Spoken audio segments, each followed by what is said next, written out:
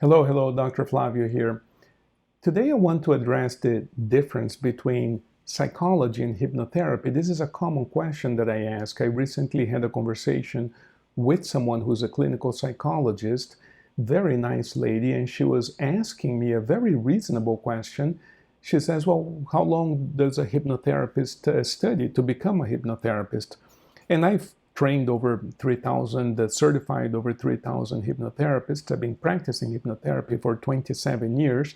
I've written several books, including The Philosophy of Therapy.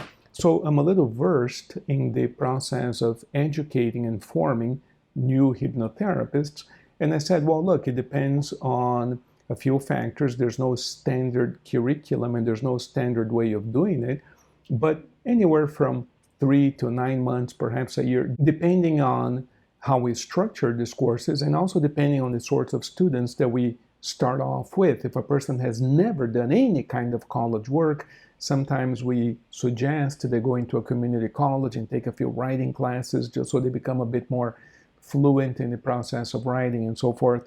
So it depends, right? But anywhere between 3 and 12 months, depending on the number of factors. And I totally understand that a typical clinical psychologist may go to school for, 8, 10 years, 14 years, whatever the case might be. Way more years than it would take for somebody to become a hypnotherapist. So the question is, how come? Are we charlatans? Are we bypassing the system? Are we doing something illicit? Now, hypnotherapy as a profession is way older than psychology. It's been done for over 3,000 years, and the psychology is a much more recent phenomenon. The original psychotherapist was actually Socrates about 2,500 years ago. When asked what it is that he does, he says, well, I'm a psychotherapist, and psychotherapeia was the word that he used, meaning psychotherapy in Greek, meaning that he takes care of the soul of people. Now, I'm not sure how much of modern conventional psychology has to do with the soul and how much of it has to do with brain function. I'm not sure because, full disclosure, I am not a psychologist. So what I know about psychology comes from about 3 sources, right? What I read, I like to read, my own experience with many psychologists as a patient, because I do consume those services and I love them and I think they're awesome. So as a patient, what I've experienced and the various conversations I've had as a professional with other psychologists. Now, the other angle from which I approach this is as a medical student. I went to medical school and we take classes in psychiatry, which is different from psychology, but I've had that exposure as well. So I come to the answer of this question from several backgrounds, and I just wanted to kind of lay all of this out on the table. And I want to invite you, as you listen to what I'm about to say, to not only ask questions, but add whatever I may have missed or correct me in whatever areas I may be wrong. I think that's the whole point of this kinds of dialogues, is for us all to grow and contribute. In my books, in all of my books, I make that invitation quite explicit, all of them. I make this invitation, in this case, page 132.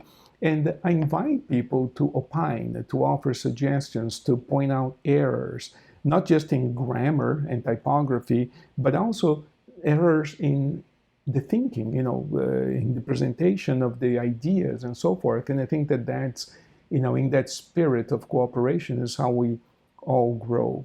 So by all means, oh, by the way, if you haven't subscribed to the channel, please do so, only because I want to bring this dialogue to more people so that we can all learn and grow. And so by subscribing to the channel, you help us bring the message to more people. But also, and more importantly, your comments with your questions and suggestions will strengthen the message for all of us, right? So we all grow.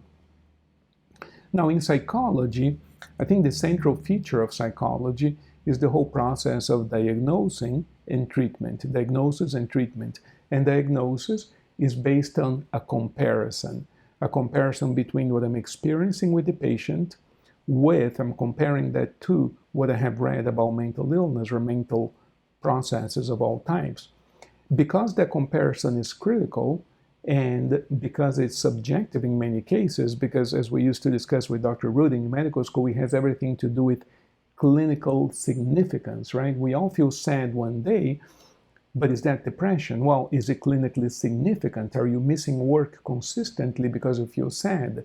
At that point, it may become clinically significant and it may qualify for a diagnosis. So clinical significance is a very, very subjective thing that has to be discussed between the practitioner and the patient, and it has to be assessed a certain way. So clearly, when the person's behavior changes to the point where they commit crimes and stuff, it is clinically significant because their whole lifestyle changes now, and it's kind of easier in a sense when it's extreme like that. It's kind of easier to diagnose, but there are some cases that are borderline, and is it significant or not? It's a bit more nuanced in some cases, and it takes quite a bit of skill on the part of the diagnostician. But in philosophy, we talk about different models of interactions between professionals and clients, and this would qualify as an example of what they call the client-expert model. So when you go to see your accountant, for instance, the accountant is an expert on taxes, and you're the client, and the accountant says, we must declare this and this and this because that's what the law says. That's the expert. Other professions work more on a collaborative model. We kind of develop these ideas together. To a certain extent, that's what we're doing here. It's not really a professional activity, but we're doing this here. I'm attempting to elicit collaboration from you so that we can together build up a better understanding of these ideas. So if we take the textbook definition of clinical psychologist and you look at the client-expert model, whereas the expert diagnoses the client and treats the client, then that defines what psychology is. If we now look, and again, I'm not an expert in that area, but I have been practicing hypnotherapy for 27 years, and I can tell you that we do something very different. So this answers two questions. What is the difference? And it also answers the question, how come we don't need as much education? Because here's what we do in hypnotherapy. We learn one thing, one skill only. We learn how to hypnotize people. What is hypnosis? It is the conscious connection with the unconscious mind. Conscious connection with the unconscious mind. The reason why we want to connect consciously to the unconscious is to sort of release that emotional charge that created the problem that I now want to solve. We need to release that. And all we need to do is touch it. Once we become aware of it, there's some type of reaction. Oh, I can't believe this. That's enough of a reaction to release that charge, and behavior will change. I'm going to give you a simple and silly example. I'm making this up. It just popped into my head right now. Person comes in to see me and they're obese and they say, I want to lose weight. I'm a hypnotherapist. Notice I'm not diagnosing the person. I didn't say he's obese. He said he's obese. He says he wants to lose weight. I never tell anybody, oh, John, you're overweight. You're obese. You should lose weight. I don't diagnose. Obesity is a diagnosis. I don't do that. The person calls me up and says, I'm obese. Can you help me lose weight? Sure. Nothing wrong with that. He said he's obese and he wants help. And how do we do that? Well, somehow we're not going to diagnose him. We're not going to treat him. There's no medications.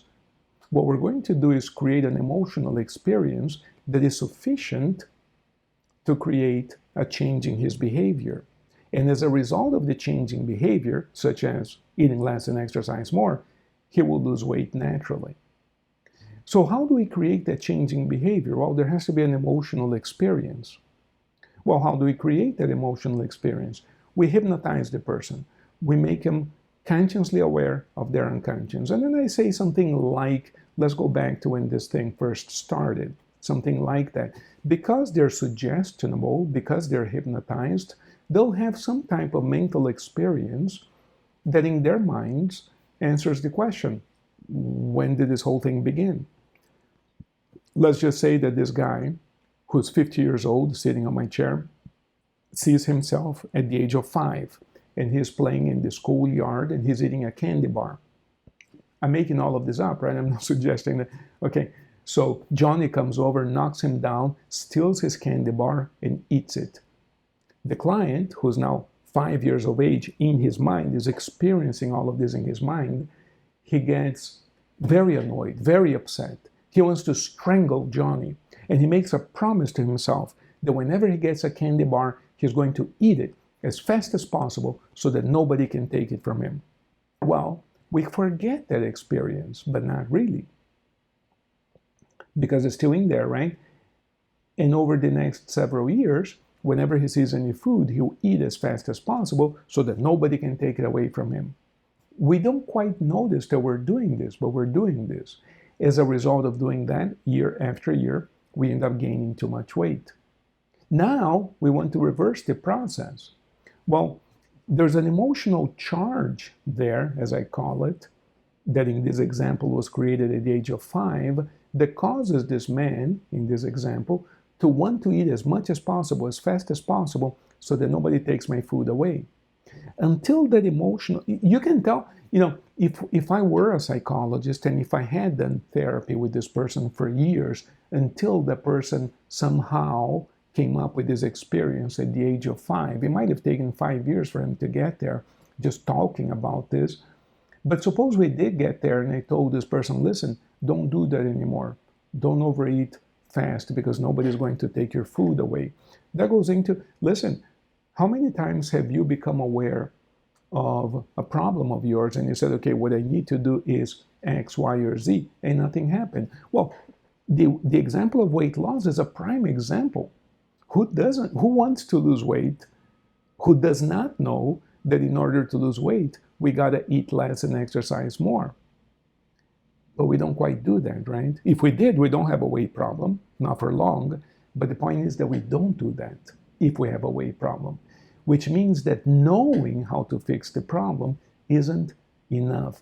We need an emotional experience that unleashes, that unties that initial emotional charge that created the problem in the first place. In this case, when he sees Johnny pushing him and stealing his candy bar, and the promise that he made to himself that from now on he's going to eat as much as possible, as fast as possible, when he sees all of that in his mind, and not because I said so, but because he experiences it, there will be some type of response. Oh, I can't believe this. Maybe he'll cry, maybe he'll scream, whatever. But in that response, he'll release that emotional charge. I don't have to tell him what to eat. I don't have to prescribe a diet. I don't have to tell him how many steps to walk. None of this.